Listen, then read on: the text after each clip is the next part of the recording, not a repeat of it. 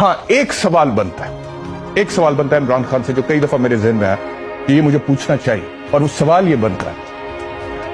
कि खान साहब, अगर आपने घड़ी ले ली थी और उसके बाद आपने 20% पर ली और उसके बाद आपने उसको बेच दिया, और अगर आपके दिल में अवाम का दर्द था